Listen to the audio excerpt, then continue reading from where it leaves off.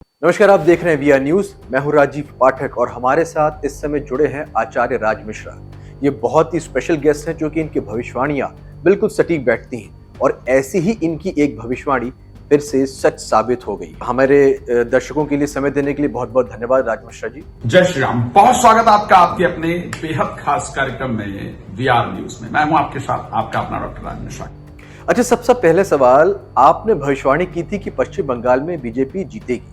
आपको ये पहले से कैसे पता था कि पश्चिम बंगाल में ममता बनर्जी नहीं जीतेंगी?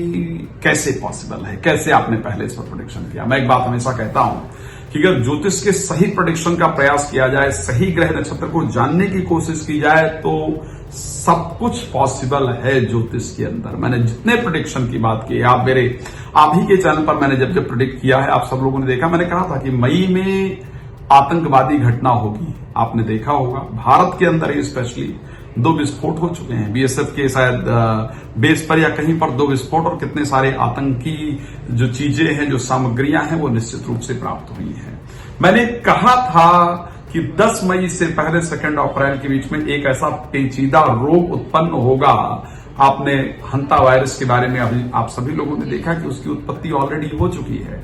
तो अगर ग्रह का सही आकलन किया जाए, मैंने कहा था कि बंगाल में इस बार बीजेपी आती हुई दिख रही है, ममता बनर्जी जा रही हैं और वो सिचुएशन देख। लेकिन मैं ये कहूं कि मैंने कहा था, हां, भगवान की कृपा से मैंने इस प्रेडिक्शन को किया था और वो सत्य साबित हुई। अच्छा, दूसरा सवाल, ममता बनर्जी के ग्रहों में ऐसी क्या कमी थी कि वो इतने पुराने राज को भी संभाल नहीं पाई?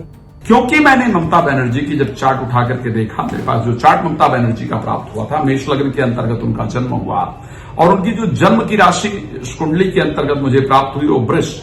लेकिन फिलहाल उनकी दशा चल रही है शनि की, अंतरदशा चल रही है बृहस्पति की। शनि इस टाइम गोचर कर रहे हैं 12th हाउस के अंतर्गत, यानी मीन राशि में, और शनि ममता बनर्जी के कुंडली के 10th हाउस के स्वामी हैं और लाभ भाव के स्वामी हैं। जब 10th हाउस का स्वामी 12th हाउस के अंतर्गत जाकर के गोचर कर रहा हो, जब लाभ भाव का स्वामी, कर्म क्षेत्र का स्वामी 12th हाउस के अंतर्गत गोचर कर रहा हो, तो आपके कर्म के अनुसार आपको रिजल्ट नहीं देता है। इस चीज को ध्यान रखना चाहिए।